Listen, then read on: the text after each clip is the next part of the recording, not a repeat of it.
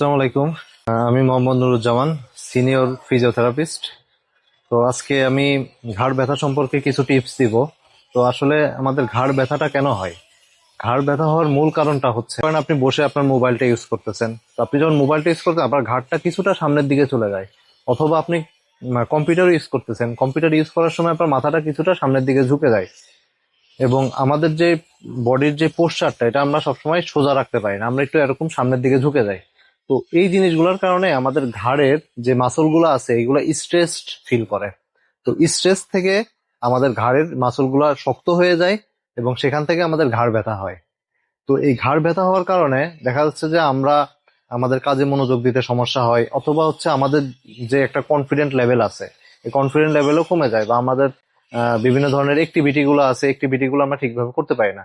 তো এই ঘাড় ব্যথাটা আমরা যদি কিওর করতে চাই বা এই প্রিভেনশন করতে চাই, তাহলে হচ্ছে আমাদের শরীরের পোস্চারটা মেনটেন করতে হবে। পোস্চার বলতে, যে আপনি মনে করেন চেয়ারে বসে আছেন, চেয়ারে বসে থাকা অবস্থা আপনি হচ্ছে বড় করে একটা নিঃশ্বাস নেবেন, বড় করে নিঃশ্বাস নিয়ে নিঃশ্বাসটা ছেড়ে দিবেন।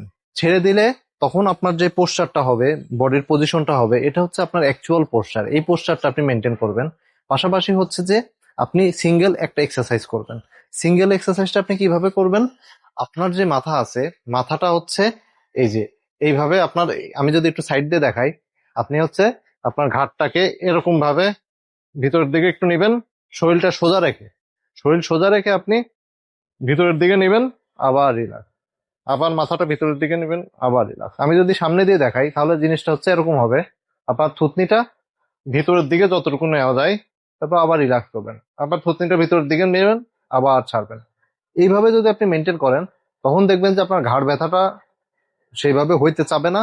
পাশাপাশি আপনার বডিটাকে সোজা রাখবেন, আপনি যখন কোনো একটা কাজ করতেছেন সোজা রাখবেন। আর আরেকটা টিপস হচ্ছে যে আপনার যে, আপনি মনে করেন মোবাইল ইউজ করতেছেন, মোবাইলটা আপনি আপনার আই লেভেল থেকে একটু নিচে রাখবেন, 15 ডিগ্রি অ্যাঙ্গেলে রাখবেন, তাহলে আপনার ঘাড় ব্যথা হবে না। আপনি যদি কম্পিউটার ইউজ করেন বা ল্যাপটপ ইউজ করেন, তাহলে আপনার কম্পিউটারের যে স্ক্রিনটা, এটা হচ্ছে আপনার আই লেভেল থেকে 15 ডিগ্রি নিচে রাখবেন, তাহলে দেখবেন যে আপনার ঘাড়টা সোজা থাকবে। তো এই কয়টা টিপস যদি আপনি ফলো করেন, তাহলে আপনার ঘাড় ব্যথা হওয়ার চান্স অনেক কমে যাবে এবং আপনি অনেক ভালো থাকবেন।